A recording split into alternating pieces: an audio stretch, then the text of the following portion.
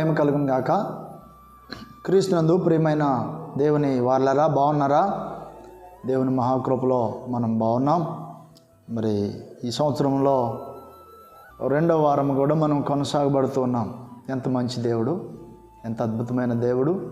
మీకు అందరికీ నా హృదయపూర్వకమైన వందనాలు తెలియపరుస్తున్నాను. ఈ ఉదయకాలపు ధ్యానములు తప్పకుండా వీక్షించండి.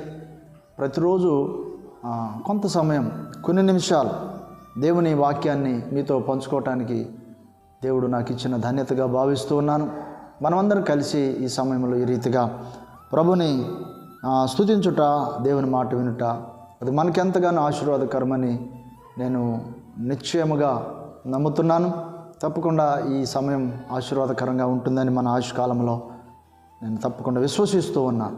మంచిది, చూద్దాం. చూడండి, ఈరోజు కూడా దేవుని వాక్యాన్ని దానియేలు గ్రంథము 7వ అధ్యాయము 16వ వచనాన్ని, నీవు అనుదినము తప్పక సేవించుచున్న నీ దేవుడే నిన్ను రక్షించునని దానియేలుతో చెప్పెను. దర్యావేషు అనే చక్రవర్తి, ఆ గొప్ప రాజు దానియేలుతో అంటూ ఉన్న మాట, నీవు అనుదినము తప్పక సేవించుచున్న నీ దేవుడే నిన్ను రక్షించును. అంటే దానియేలు పోరాటము, దానియేలు భక్తి, దానియేలు వారి యొక్క విధానం అది వేరు కదయ్యా అని మీరు అనుకోవద్దు. మనందరికీ మన పోరాటాలు ఉన్నాయి, మనకు ఉన్న ఆటంకాలు ఉన్నాయి, మనకు ఎదురవుతున్న శోధనలు ఉన్నది. అదేదో పెద్దలు అంటారు కదా, పెద్ద చెట్టుకి పెద్ద గాలి తోలినట్టే చిన్న చెట్టుకి చిన్న గాలి తోలుతుందని. ఎవరికి ఉండవలసిన సమస్యలు, ఎవరికి ఉండవలసిన పోరాటాలు, ఎవరికి ఉండవలసిన ఒత్తిడులు వారికి తప్పకుండా ఉంటాయి అనే సంగతిని మనం ఎప్పుడు కూడా మర్చిపోవద్దు. గొప్పవారు అనబడిన, సేవకులు అనబడిన సైతం వారికి ఉన్న సమస్యలు వారికి ఉన్నాయి. విశ్వాసిగా నేను జీవిస్తున్నాను, నాకే ఎందుకు ఇన్ని కష్టాలు అని చెప్పి, నీకున్న సమస్యలు నీకున్నాయి, మనకున్న సమస్యలు మనకున్నాయి.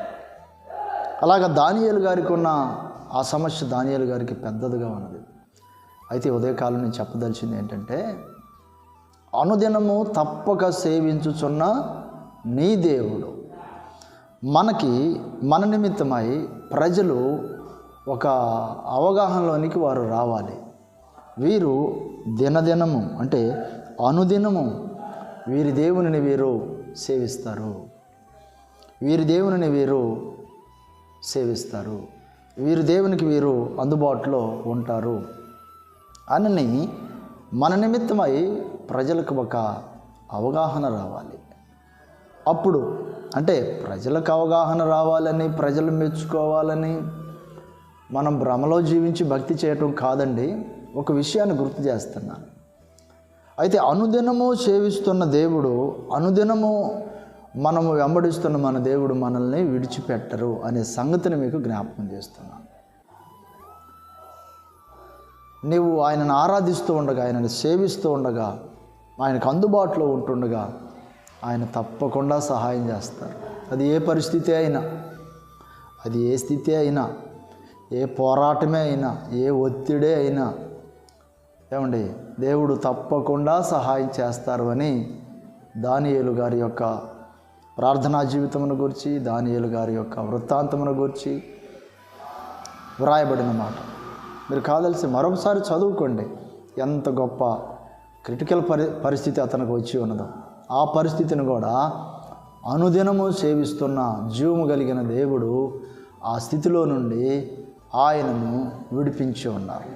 కనుక నిన్ను కూడా, మనల్ని కూడా మన పరిస్థితుల్లో, మన పోరాటాల్లో, మన విధి విధానాలలో దేవుడు తప్పకుండా సహాయం చేస్తారు, విడిపిస్తారు, కాపాడతారు, తోడై ఉంటారు.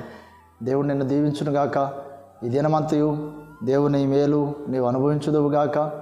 దేవుని హత్తుకొని నీవు జీవించుదుగాక. God bless you. ఆమేన్.